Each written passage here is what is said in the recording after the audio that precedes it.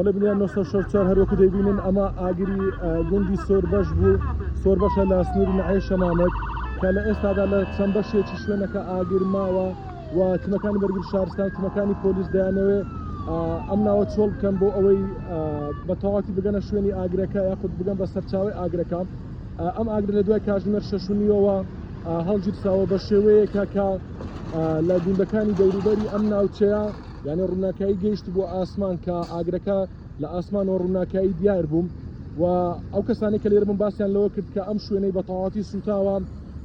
بە نزیکەی 1000 دۆنم دەخەملێندرێ بەڵام ئەمە زانیارێکی پشتڕاستکراوە نیە ئەو کەسانی کە لێرە بوون باسییان لەوە دەکرد و تیمەکانی پۆلیس و تیمەکانی بەرگری شارستانی لێرم بۆ کۆنتڕۆلکردنی ئاگرەکە